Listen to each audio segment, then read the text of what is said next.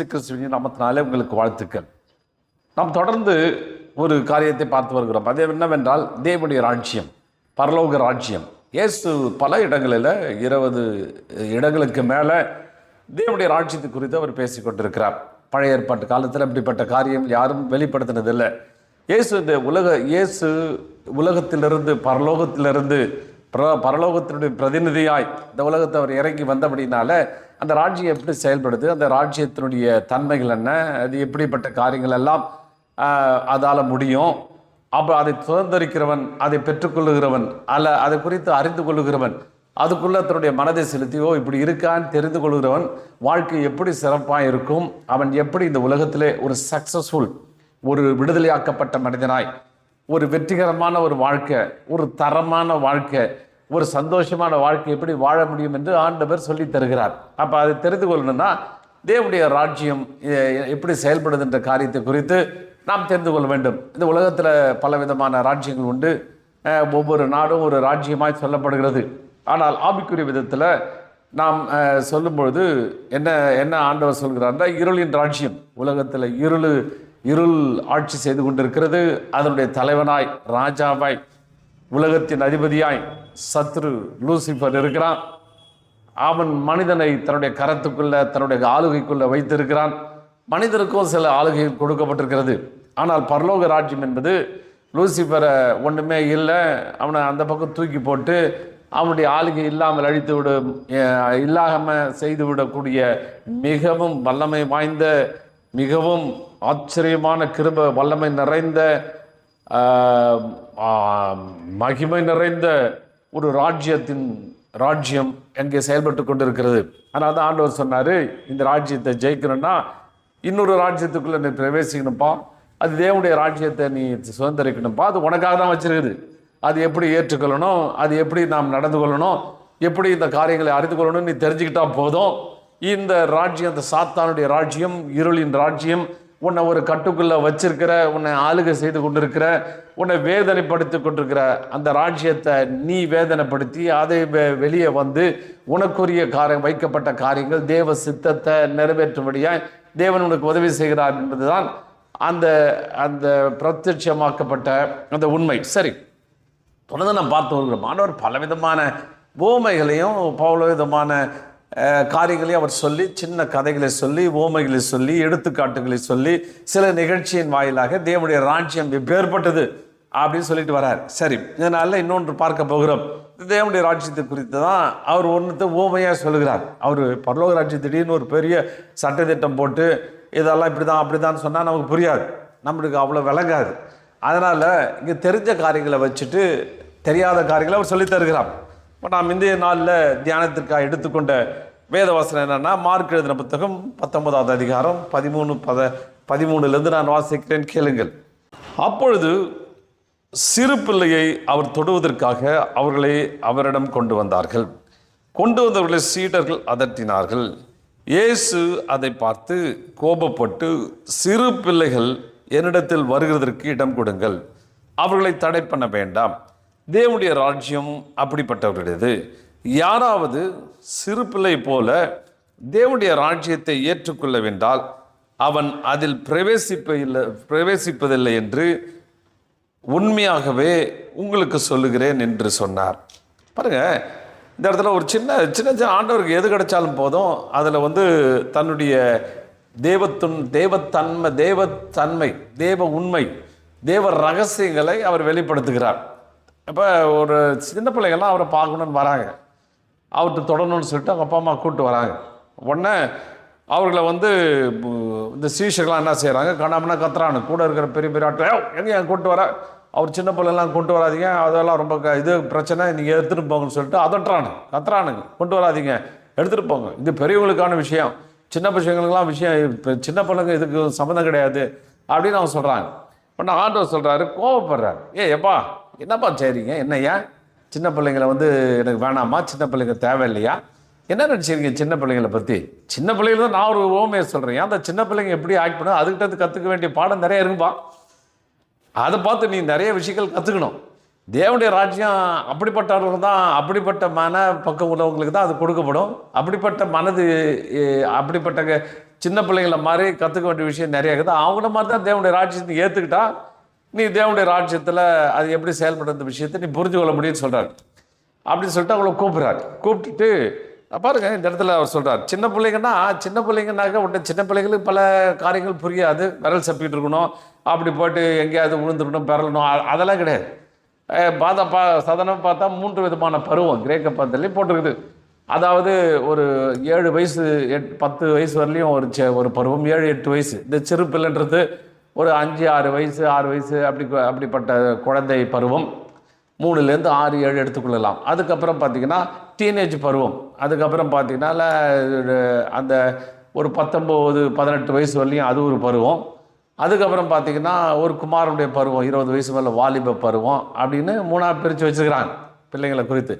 அப்போ இதில் அவர் சொல்கிறாரு சின்ன பிள்ளைங்க மாதிரி அது குறித்து நிறைய காரியங்களை நிறைய உண்மைகளை ஆண்டவர் அங்கே எடுத்து வைக்கிறார்.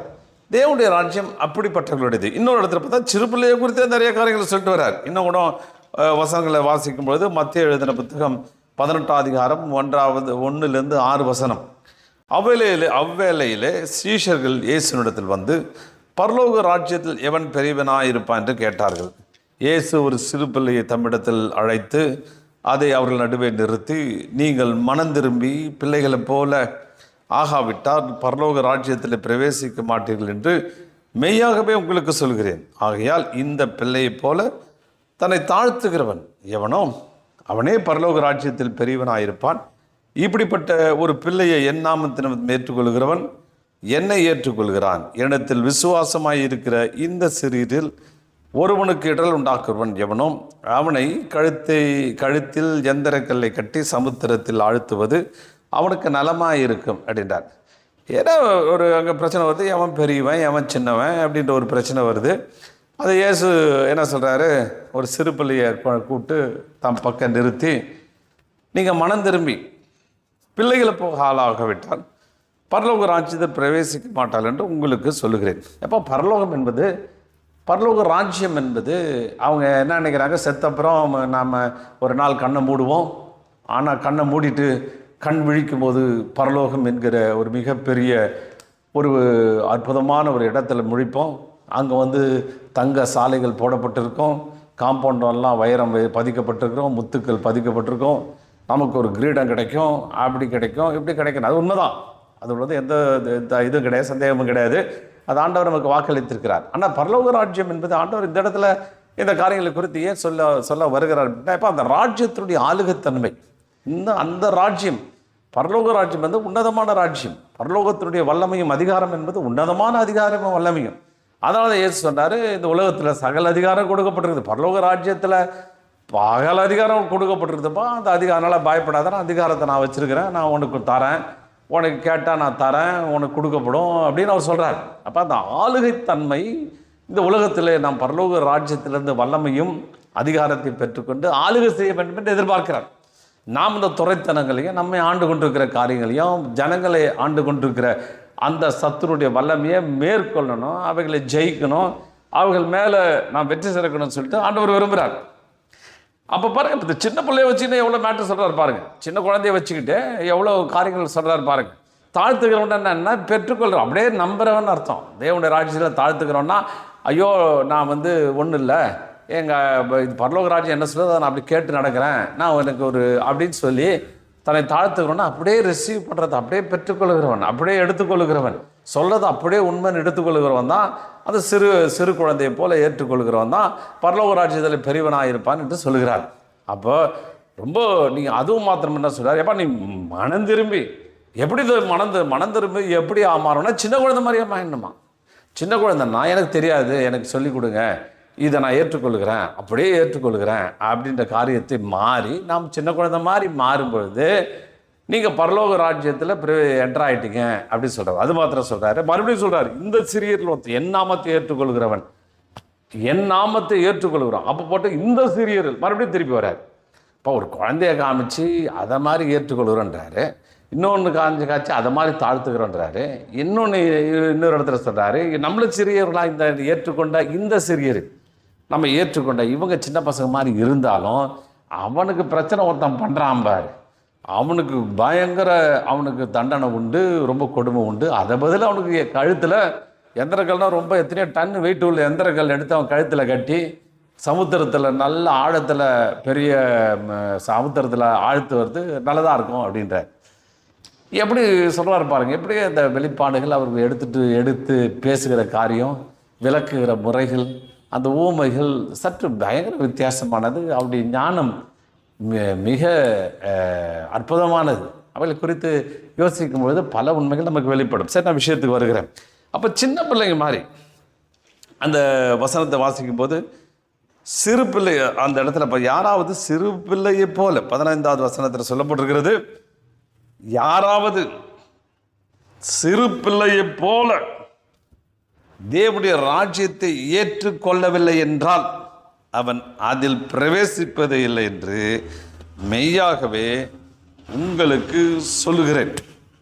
சிறு பிள்ளையை போல தேவனுடைய ராஜ்யத்தை ஏற்றுக்கொள்ளவில்லை. சின்ன பிள்ளைன்னா நீங்கள் உடனே சின்ன பிள்ளைத்தில் அநேக நெகட்டிவ் காரியங்கள் இருக்குது, அதை போய் எடுத்துக்கொள்ளுது. எடுத்துக்கொள்ளுகிற விஷயத்தில் பரலோகம் என்கிற அந்த அற்புதமான தத்துவத்தையும் கோட்பாடுகளையும் அந்த உண்மைகளையும் அவர் சொல்லுகிற விதத்தையும் ஏற்றுக்கொள்ளுகிற விதத்தில் சின்ன பிள்ளை மாதிரி. அல்லேலூயா. சின்ன பையன் எப்படி அதை எடுத்துக்கொள்கிறானோ ஏற்றுக்கொள்கிற விதத்தில், அதை எடுத்துக்கொள்கிற விதத்தில் ரிசீவ் அப்படின்னு அங்கே சொல்லப்பட்டிருக்குது. ரிசீவ்னா பிடித்துக்கிறது, ஹோல்ட் பண்ணிக்கிறது, அல்லனா அதை அப்படியே அடாப்ட் பண்ணிக்கிறது, அப்படியே மாறிடுறது. அப்படி மாறணும் அப்படின்னு அவர் விரும்புகிறார். எனக்கு ஒரு பேர பையன் உண்டு. நான் அவனை ரொம்ப நேசிக்கிறேன். அந்த பையன் அவனுடைய காரியங்களை எனக்கு பார்க்கும்போது இந்த தேவனுடைய காரியங்கள்லாம் எனக்கு ரொம்ப ஆச்சரியமாக இருக்கும். இந்த முதல்ல காரியம் பார்த்திங்கன்னா, இந்த சின்ன பிள்ளைங்க வந்து ஒரு பெரியவங்க எப்படி ஆக்ட் பண்ணுறாங்களோ, ஒரு ஆள் எப்படி நடந்து கொள்கிறாங்களோ அப்படியே நடந்து கொள்வான், அல்லது எப்படி சொல்கிறாங்களோ அப்படியே ரிப்பீட் பண்ணுவான். அவன் சின்ன பையன் இருக்கிறதுனால அவன்கிட்ட கொஞ்சம் நான் விளையாடிட்டு இருப்பேன். அவனை சொல்லுவேன், டேய் நீ மறைஞ்சிக்கோ, நான் கண்டுபிடிக்கிறேன். சரி தாத்தா அப்படின்னு போய் மறைஞ்சிக்குவான்.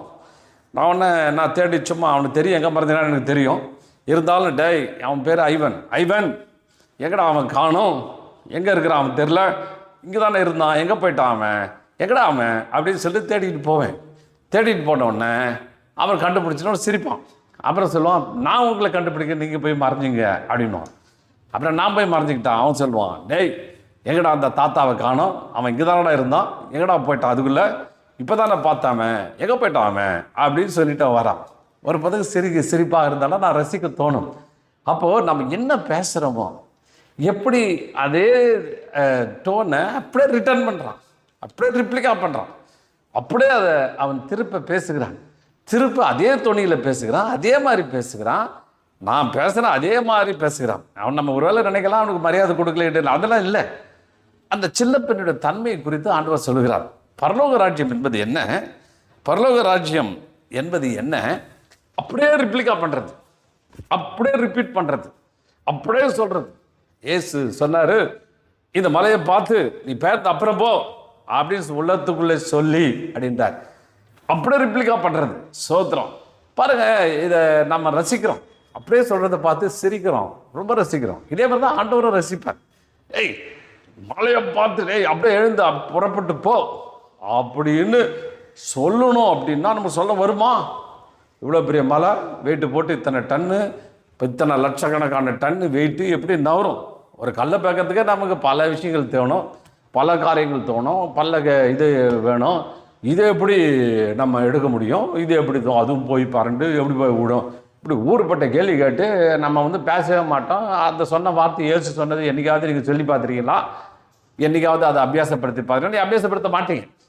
ஏன்னா உங்கள் அறிவு ரொம்ப ரொம்ப ஜாஸ்தி, உங்களுடைய அப்படியே ரீசனிங் பவர், இன்டலெக்சுவல் நாலேஜ் உங்களுக்கு ஜாஸ்தி. அதனால் அதெல்லாம் எப்படிங்க ஆகும் அப்படின்னுங்க. ஏசு பார்த்தீங்கன்னா கடல் மேலே போட்டு போயிட்டு இருக்குது. ஆர்டர் சொல்கிறாரு, எல்லாம் நாங்கள் அழிந்து போகிறோம், உங்களுக்கு கவலை இல்லையா அப்படின்றார் ஏசு. நம்ம ஆண்டவர் ரொம்ப ஸ்டைலாக நடந்து போயிட்டு சொல்கிறாரு, காற்று இது இறையாது ஷோப்கார் அதட்டி நான் போட்டிருக்கு. பாருங்கள், சின்ன பிள்ளைங்களை சாதாரணமாக அதட்டுவாங்க. ஆனால் ஒரு வாலிபனை பார்த்து அதட்ட உட்காரு இருக்காருன்னு சின்ன பிள்ளைங்களை சொல்ல முடியும். வாலிப பிள்ளைங்களை யாராவது சொல்லுவாங்களா? சொன்னால் திருப்பி முறைப்பான். அவன் சொல்லுவான், கண்ணை காமிச்சுப்போம், டேய் நீ அந்த பக்கம் வந்த அப்படின்ட்டு போம். சொல்ல மாட்டான். ஏன்னா சின்ன குழந்தைன்னா அதுக்கு பவர் இல்லை, அது ஒன்றும் கிடையாது, நம்ம சொன்னால் கேட்கும், அதட்டலாம் அப்படின்னு ரொம்ப தைரியமாக வீரத்தெல்லாம் அங்கே தான் காமிப்பீங்க. ஆனால் ஒரு நல்ல திடகாத்திரமான வாலிபன்ட்ட போய் உங்கள் இதெல்லாம் காமிக்க மாட்டீங்க. அந்த மாதிரி தான் இந்த சின்ன ஆண்டவர் பார்க்குறாரு, இறைகிற காற்று குழந்த மாதிரி அதட்டுறாரு. அதே வார்த்தை சொல்லப்படுறது, அது அதட்டுற சமுத்திரம் எவ்வளோ பயங்கர ஆழமானது, எவ்வளவு பயங்கர பவர்ஃபுல்லு. சுனாமி வந்தால் எல்லாம் அடிச்சுட்டு போயிடுது. அதை பார்த்து சொல்கிறார், பாய்மோட் இறையாத, அமைதலார், சுப்கரம் அப்படின்னு சொல்கிறார். பாரு, இதை அப்படியே ரிப்பீட் பண்ண விரும்புகிறார், நம்மகிட்ட சொல்ல விரும்புகிறார். குழந்த மாதிரி ஏற்றுக்கப்பா. ஏன்னா தேவனுடைய ராஜ்யம் அப்பேற்பட்டது, அது வல்லமை நிறைந்தது, அது மகிமை நிறைந்தது. அந்த பேச்சுக்கு சமுத்திரம் கேட்டு தான் ஆகணும், காற்று கேட்டு தான் ஆகணும், இது இயற்கை கேட்டு தான் ஆகணும், இந்த நம்ம சுற்றி இருக்கிற எதிர்ப்பின் சக்திகள் கேட்டு தான் ஆகணும், எல்லாம் வாயை மூடிக்கிட்டு கீழ்ப்படுத்தி தான் ஆகணும். அதுதான் தலையெழுத்து. முழங்கால்கள் யாவும் முடங்குபடி முடங்கணையா கீழே அடிபணியணும். ஏன்னா வார்த்தை பரலோகத்தின் வார்த்தை, சுப்ரீம் கவர்மெண்ட். அந்த கவர்மெண்ட்டுக்கு மேலே பெரிய கவர்மெண்ட் இல்லை, அதுக்கு மேலே எல்லாத்துக்கும் பெரிய கவர்மெண்ட்டு. அந்த கவர்மெண்ட்டுடைய பிரதிநிதியாக நீங்கள் இருக்கிறீங்க. அவர் ஆக்ட் பண்ண மாதிரி அவங்க அப்பா அவர் எப்படி ஆக்ட் பண்ணாரோ அதே மாதிரி ஆக்ட் பண்ணணும்னு விரும்புகிறார்.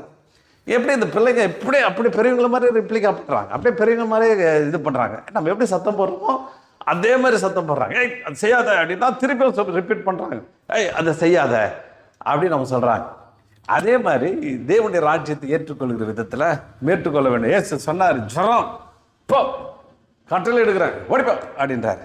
அப்போ ஜுரம் வந்துடா, இப்போதாங்க 103 104 அடிக்குதுங்க, என்ன பண்ணுறதுன்னு தெரியலிங்க, கொதிக்குதுங்க, எரியுதுங்க, பற்றிக்கிட்டு இருக்குதுங்க, என்ன பண்ணுறதுனே தெரியலிங்க அப்படியே டாக்டர் என்ன சொன்னான்னு தெரியல, ஏதோ மருந்து கொடுத்தாரு, சரியாகுதா சரியாகலான்னு தெரியல அப்படின்றோம். இல்லை, ஆண்டவர் எதிர்பார்க்கிறார். தேவனுடைய ராஜ்யத்தில் ஏற்றுக்கிறதுனா எப்படின்னா, ஏசு சொன்னார் ஜுரம் போ, வெளியே போ, இடம் இல்லை போ அப்படின்னா அது முட்டிக்கால் போட்டு முழங்கால் படிக்கிட்டு போயிட்டு வரேன், சொல்கிறது கேட்குறேன்னு போகுது. அதே மாதிரி இந்த தேவனுடைய ராஜ்யத்தில் நீங்கள் அவரை மாதிரி ஆக்ட் பண்ண விரும்புகிறேன். அதுதான் பரலோக ராஜ்யம். வல்லமையும் அதிகாரம் உடையவர்களாய் மாறுவது தான் பரலோக ராஜ்யம். போய் அங்கே போகிறீங்க, ரைட்டு, யாரும் போக மாட்டேன்னு சொல்ல போகிறீங்க, ஆனால் அந்த அதிகாரத்தையும் அந்த காரியத்தையும் உபயோகப்படுத்துவது, அது அபியாசப்படுத்துவது, அது சொல்லுவது, அது நடப்பது, அதுதான் அப்படியே அப்படியே ரிப்ளிகா அவரை மாதிரி ஆக்ட் பண்ணுறது. எந்த குருவும் எந்த சீஷனும் தன் குருவை போல் இருப்பான்னு சொல்கிறார். குரு எப்படி இருந்தாரோ அதை மாதிரி அவர் சீஷன்லாம் அப்படி தான் சொல்கிறாங்க. ஏன் வியாதியை போ, புறப்பட்டு போ, அது போ, அப்படிவும் உடனே ஏறுவதுக்கு பிரச்சனை கொஞ்சம் நஞ்சம் இல்லை, குழப்பிட்டான். ஒரு ஏசு போனால் எத்தனை ஏசு எழுப்பிட்டாங்க. அவங்க பார்த்தா சின்ன குழந்தை அப்படியே பாருங்கள், அவங்க மனம் திரும்பிட்டானுங்க. எல்லாம் மனம் திரும்புதெல்லாம் என்ன, மனம் திரும்புதெல்லாம் என்ன, இயேசு அப்படியே ரிப்ளிகா பண்ணுறது, இயேசுடைய அதிகாரத்தை அப்படியே உபயோகப்படுத்துவது, இயேசுடைய வல்லமையை அப்படியே பிரதிபலிப்பது, அப்படியே ரிஃப்ளெக்ட் பண்ணுவது, அவரை மாதிரி நிற்பது, அதுதான் மனம் திரும்புறது. மனம் திரும்ப தான் பாவத்தை அறிக்கை பண்ண, அதோட இல்லை, அது மனம் திரும்புறது ஒரு பெரிய வார்த்தையின் அர்த்தம் அங்கே சொல்லப்பட்டிருக்குது. அப்படியே ஆக்ட் பண்ணுறது, ஆக்ட் பண்ண முடியுமா? சின்ன பிள்ளை மாதிரி உங்களால் மாற முடியுமா? மனம் திரும்புதுன்னா சின்ன குழந்தை மாதிரி அப்படியே அப்பா மாதிரி அப்படியே அவர் சொல்கிற மாதிரி நிறைய பேர் அவங்க அப்பா மாதிரியே செஞ்சு காமிப்பாங்க, அவங்க அப்பா மாதிரியே ஆக்ட் பண்ணி காமிப்பாங்க, அப்பா மாதிரியே சத்தம் போட்டு காமிப்பாங்க, அப்பா மாதிரி ஆர்டர் பண்ணி செய்யலாம், முடியாது, அது ரொம்ப கஷ்டம். அப்போ முதல் காரியம் என்னென்னா, சின்ன பிள்ளைங்க அப்படியே ஆக்ட் பண்ணி காமிப்பாங்க, அப்படியே சொல்லி காமிப்பாங்க, அப்படியே செய்து காமிப்பாங்க. அதே மாதிரி தேவனுடைய ராஜ்யத்தினுடைய வல்லமையும் அதிகாரத்தையும் நாம் அபியாசப்படுத்த வேண்டும் என்று தேவன் விரும்புகிறார். ரெண்டாவது காரியம், எதை பார்க்குறானோ எது பிடிச்சிருக்குதோ அப்படியே மாறிடுவான். சின்ன பசங்க அப்படியே மாறிட்டு அதை மாதிரியே மாறிடுவான். பாருங்க, அதே அவனுக்கு பேரனை குறித்து சொல்லும்போது அவன் பார்த்தீங்கன்னா இந்த டைனோசர் மாரி ரொம்ப பிடிக்கும்.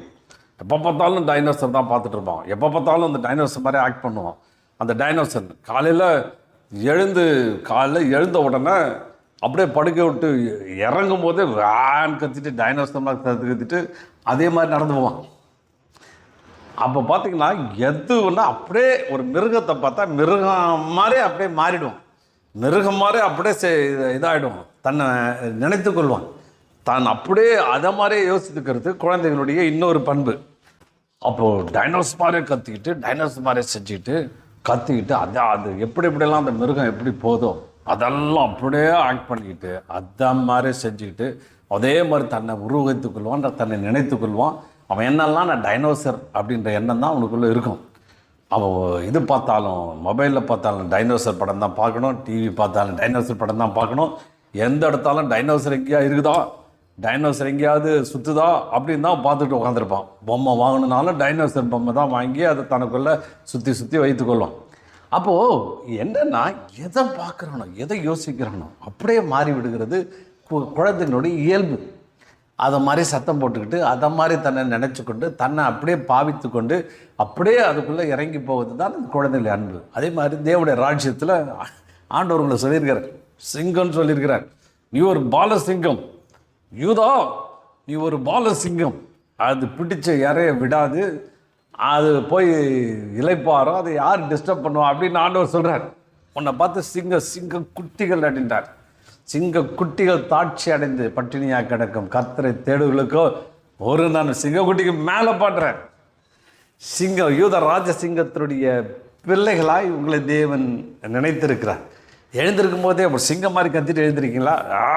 இன்றைக்கி பார்த்துட்றேன் யார் என்னை கையை வைக்கிறான், இன்றைக்கி பார்த்துட்றேன் யார் எனக்கு எதிர்க்கிறான், இன்றைக்கி பார்த்துட்றேன் கவலை என்னை ஒன்று அழுத்திக்கிட்டு இருக்குது, பிரச்சனை என்னை போராடி கொண்டிருக்கிறது, எத்தனையோ சூழ்நிலை வியாதி எனக்கு எதிராக நிற்குது, ஒன்றை முடியாது, சிங்கம் கெர்ச்சிக்கிறது, யார் பயப்படாது இருப்பார்கள் அப்படின்னு ஆண்டவர் சொல்கிறார்.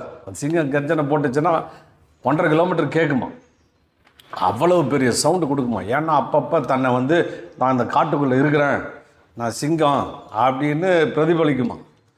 நீங்கள் அப்படி இறங்கும் போதே காலையில் எழுந்திருக்கும் போது சிங்கமாக நினைக்கிறீங்களா? ஒரு கத்துறீங்களா? நீங்கள் பார்த்தலாம், பிரச்சனையே வா, எதிரியே வா, போராட்டமே வா, என்னை டச் பண்ணி பாரு, நான் யார், நான் சிங்கம், ராஜாதி யூத ராஜ சிங்கத்துடைய பிள்ளை, பார்த்தெல்லாம் ஒரு கை உங்களால் சொல்ல முடியுமா? பாருங்கள், தேவனுடைய ராஜ்யம் அப்படி தான். அந்த மாதிரி ஏற்றுக்கொள்ள முடியுமா? ஒரு குழந்தை மாதிரி அதுக்கு ஏதாவது கவலை பிரச்சனை ஏதாவது தெரியுதா? இறங்கும் போதே அது தன்னை ஒரு பெருசாக நினச்சிக்கிட்டு தான் இறங்கி அது காரியங்களை பார்க்கிறது. அப்போ அந்த மாதிரி உங்களை பாவித்துக் கொள்ள முடியுமா? யோசிச்சு பாருங்கள். அப்போ அந்த மாதிரி ஏற்றுக்கொள்ள முடியுமா? எவ்வளோ கஷ்டம், எவ்வளோ அரிதான காரியங்கள். அப்போ தேவன் அந்த ராஜ்யத்தை அப்படி ஏற்றுக்கொள்ளும்படி விரும்புகிறார். ஒரு சின்ன பிள்ளைங்க மாதிரி ஏற்றுக்கொள்ளணும்.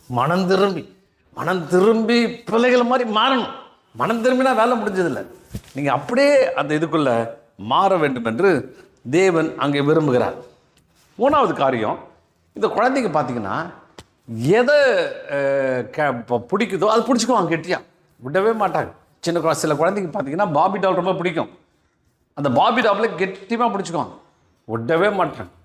அந்த பாபி டால் ஒரு வேளை 10 பாபி டால் இருக்குது, இல்லை ஒரு பையன் ஒரு சின்ன கார் வச்சுருக்கான்னு வச்சுங்க, டாய் கார் வச்சுனா வச்சுங்க, அவன் 100 வச்சுருந்தாலும் இன்னொன்று 101 பார்த்தா அதையே வாங்கணும்னு துடிப்பான். அவனுக்கு ஒரு திருப்தி இருக்காது. அவன் பார்த்து அந்த பாபிடாலே குழந்தைங்க, பெண் குழந்தைங்க பாபிடாலை பிடிச்சிக்கிச்சுன்னா எங்கே போனாலும் தூக்கிட்டு போவோம். எங்கேயாவது சில நேரங்களில் ஸ்கூலுக்கே சண்டை போட்டு கூப்பிட்டு போய் எடுத்துகிட்டு போகக்கூடாது, சண்டை போட்டு தான் நிறுத்தணும். எங்கே போனாலும் இறுக பிடிச்சிக்கும், தூங்குனாலும் இறுக பிடிச்சிக்கும், எழுந்திருக்கும் போது அதை பிடிச்சிக்கும், எழுந்து அது இருக்குதா பொம்மை இருக்குதான்னு பார்க்கும், எடுத்துக்கும். எங்கே போனாலும் அது கையில் எடுத்துகிட்டு போகிறது தான் அது விருப்பம் அதுக்கு. அதை மாதிரி தேவனுடைய ராஜ்யம் அப்படி பிடிச்சிக்கணும். அல்லேலூயா. சும்மா காலைல ஒரு பைபிளை படிச்சுட்டு வசந்த படிச்சுட்டு அதோட மறந்துடுறதில்ல. அதோட அடுத்த நாள் காலையில் ஏதோ ஒரு சாப்டரை படிச்சுட்டு அதோட இல்லை, எதை படிக்கிறீங்களோ அதை அப்படி கெட்டியாக பிடிச்சிக்கணும், டைட்டாக பிடிச்சிக்கணும். அப்படியே தூக்கிட்டு போங்க. இதோ பயப்படாத, நான் உன்னோடு கூட இருக்கிற வசனம் பிடிச்சிக்கலாம், ரொம்ப பிடிச்சிருக்குது வசனம், பிடிச்சிங்க, சொல்லிகிட்டே போங்க, கையில் எடுத்துகிட்டே போங்க, ஆஃபீஸ்க்கு எடுத்துகிட்டு போங்க. அப்போ அந்த வசனத்தை கையில் பிடிச்சிக்கிட்டே போங்க. பழைய ஏற்பாட்டோட வசனம் நீங்கள் நியாயப்பிரமாண வசனங்களை உன் கையில் எழுதி கட்டிக்கிங்க, உன்னுடைய 2 புருவங்களுக்கு நடுவில் வைத்துக்கொள்ளுங்க, உங்கள் வாயில் அந்த வசனத்தை சொல்லிக்கிட்டே இருக்குன்னு சொல்லிட்டு இருக்குது. அப்போ தேவனுடைய ராஜ்யம் அப்படி தான். அந்த வல்லமை அதிகாரத்தை உடையவர்களாகவே மாறிவிடுங்க. நீங்கள் ஒரு பிரின்ஸ் மாதிரியே மாறிடுங்க. நீங்கள் ஆளுகை செய்கிறவர்களை நினைத்துக்கொள்ளுங்க, உங்களுக்கு பதவி கொடுக்கப்பட்டிருக்கிறது நினைத்துக்கொள்ளுங்க. நீங்கள் ஆள வேண்டிய, நீங்கள் பரலோக பிரதிநிதி என்று நீங்கள் யோசித்து அந்த போஸ்டிங் கெட்டியாக பிடிச்சிக்கிங்க. அதை பிடிச்சிக்கிட்டு நீங்கள் நடந்து போகும்போதும் யோசிக்கும் போதும் அந்த வார்த்தைகளை நினைத்து கொண்டு இருக்கணும். அதுதான் ஒரு சின்ன குழந்தைகளுடைய இயல்பு. அதை மாதிரி மாறணும்னு சொல்கிறேன். அப்படி தான் மாறணும், அப்படி தான் நாம் காரியங்களை செய்ய வேண்டும் என்று தேவன் எதிர்பார்க்கிறார். அப்போ நம்ம கையில் பிடிச்சின்னு பாருங்கள், அந்த வசனமும் அப்படி தான் சொல்லுது. அப்போது அந்த மாதிரி அந்த காரியங்களை பெற்றுக்கொள்ள வேண்டும் என்று தேவன் விரும்புகிறார். 4வது காரியம், இந்த சின்ன குழந்தைங்களுக்கு இன்னொரு விஷயம் என்னென்னா, அவங்களுக்கு 2 மைண்டு கிடையாது. நல்லா கவனிங்க, எந்த குழந்தைக்கா டபுள் மைண்ட் இருக்கான்னு பார்த்தோன்னா கிடையாது. வளர தான் அந்த புது மனசு அவிசுவாச மைண்டு ஒன்று உள்ளே போகுது. 2 மனசு நடக்கும், அப்புறம் கொஞ்ச நேரம் கழிச்சு நடக்காது, மறுபடியும் நடக்காது. என்கிட்ட ஒரு வாலிபன் பேசிகிட்டு இருந்தான். கல்யாணம் ஆயிடுச்சு, ஐயா எனக்கு மனைவி வேணாம், எனக்கு ஒரு 2 பேருக்கு மிஸ் அண்டர்ஸ்டாண்டிங் வருது, குழப்பம் வருது, வேணாம் தோணுது. ஒரு பக்கம் வேணும் தோணுது, வேணாம் தோணுது. 2மே என்னால் செய்ய முடியல. இப்படி எத்தனையோ விதங்கள் இல்லை. வேணும்னு ஒரு பக்கம் தோணும், வேணாம். அதே மாதிரி இது நடக்குமான்னா நடக்கும்னு ஒரு பக்கம் தோணும். சாயந்தரம் ஆவா இது நடக்காதுன்னு தோணும். வசனத்தை கேட்கும்போது நடக்குன்னு ஒரு விசுவாசம் வரும். வீட்டுக்கு போனால் எங்கே நடக்க போகுது, எங்கே ஆக போகுது அப்படின்னு ஒரு காரியம். கவலைன்றது என்னென்னா, டபுள் மைண்ட் உள்ளவங்களுக்கு கவலை ஜாஸ்தி இருக்கும். கவலைன்றது நெகட்டிவ் ஃபீலிங் தான். நடக்கலைன்னா, ஆகலைன்னா, வரலைன்னா, பெற்றுக்கொள்ளலைன்னா, இப்படி ஆயிடுச்சுன்னா, வேறு விதமாக ஆயிடுச்சுன்னா அப்படின்னு. அப்போ சின்ன குழந்தைக்கு டபுள் மைண்டட்னஸ்னே இருக்காது. ரெண்டு மனசு இருக்காது. அவங்களுக்கு ஒரே மனசு தான் இருக்கும். இது நடக்குன்னா அவ்வளோதான், அது வேணும். இது நடக்குன்னா நடக்கும், அது நடக்காதெல்லாம் நடக்காது. அப்போ அவங்களுக்கு ஒரு நாளும் டபுள் மைண்டட்னஸ் இருக்காது. அப்போ சின்ன குழந்தைய போல் நீங்கள் மாறணும். ரொம்ப இது ஈஸியான விஷயம் கிடையாது. டக்குன்னு மாறவும் முடியாது. அதுக்கு பெரிய பயிற்சி தேவை, அதுக்கு ரொம்ப ஒரு பெரிய முயற்சி தேவை, ஒரு அயற்சி தேவை. எல்லாத்தையும் செஞ்சால் தான் நீங்கள் சின்ன குழந்தை மாதிரி மாறி இல்லை நடந்தே ஆகும், இது நடக்கும், அதை பற்றி சிந்தனையே கிடையாது. நான் விரும்புகிறது நடக்கும், தரேன்னு சொல்லிட்டாங்க, இது கிடைக்கும்னு சொல்லிட்டாங்க, இது அப்போ அவர் தரேன்னு சொல்லியாச்சு, அப்போ எனக்கு கிடைக்கும், இது நான் பெற்றுக்கொள்ளுவேன் அப்படின்னு ஒரு விதமான ஒரு மனசு, சிங்கிள் மைண்டட்னஸ். அதுதான் யாக்கோபு கூட சொல்கிறாரு, இருமனம் உள்ளவர்களே உங்களை கழுவி சுத்திகரிங்க. அப்பா அந்த 2வது மனசு இருக்குதுப்பா, அவிசுவாச மனசு, அதை கழுவியா, அதை சுத்திகரி, போட்டு அது வெளியே துரத்து. அது ஒரு மனுஷனாக மாறு, சின்ன பிள்ளை மாதிரி மாறு, ஒரே மனசில் நெல், உனக்கு எல்லாமே கிடைக்கும். பரலோகத்தினுடைய வல்லமையும் அதிகாரமும் செயல்படும். அதான் ஆண்டவர் சொன்னால் பிரவேசிக்க மாட்டீங்க. தேவனுடைய ராஜ்யத்தில் பிரவேசிக்கன்னா சிங்கிள் மைண்டட், ஒரு மனசு இருக்கணும் அப்படின்னு ஆண்டவர் சொல்லுகிறார். பாருங்க, சின்ன குழந்தை காமிச்சு இவ்வளோ விஷயங்களை ஆண்டவர் அற்புதமாய் சொல்லுகிறார். ஆண்டவர் பார்த்தீங்கன்னா சின்ன குழந்தைங்களும் தேவை அவருக்கு. ஒரு சின்ன வயசு குழந்தையிலேருந்து என்ன வயசு 2 வயசு 3 என்னைக்கு பேச ஆரம்பித்து அன்றைக்கும் இயேசு தேவை. சொல்லிக் கொடுங்க, இயேசு இடத்துல கொண்டு வாருங்க, ஆலயத்தில் கொண்டு வாருங்க. அந்த வசனங்களையும் வார்த்தைகளையும் பெற்றுக்கொள்ளட்டும். அவங்க ஈஸியாக பெற்றுனா நிறைய வேறங்களில் இந்த ஞானஸ்தான கிளாஸ்லாம் எடுப்பேன். அப்போ சின்ன பசங்களாம் உட்காந்துருப்பாங்க. பெரியவங்களுக்கு இந்த ஞானஸ்தான கிளாஸை பற்றி நிறைய காரியங்கள் சொல்லுவேன். இவங்களுக்கு புரியாது. 2த்துக்கு பதில் சொல்லி கேட்டால் பதிலே சொல்ல தெரியாது. அந்த பிள்ளைங்க டக்குன்னு பதில் சொல்லுவாங்க. மைண்ட் அப்படியே ஃப்ரெஷ்ஷாக இருக்குது. அப்படியே ஏற்றுக்கொள்கிறதில்ல, வசனத்தை அப்படியே ஏற்றுக்கொள்கிற விதத்தில், அப்படியே பெற்றுக்கொள்கிற விதத்தில் இதை செய்யணும்னா உடனே செய்கிறதுக்கான அந்த எண்ணங்கள் ரொம்ப அவருடைய மனது ரொம்ப ஈஸியாக கற்றுக்கொள்வதற்கு ரொம்ப இலகுவாக இருக்குது. ஒரு சின்ன குழந்தை பார்த்திங்கன்னா நிறைய வேர்ட்ஸ், எத்தனையோ வார்த்தை, 4000 வார்த்தைகள் கிட்டத்தட்ட ஒரு சில மாதங்களில் கற்றுக்கொள்கிறதாம்.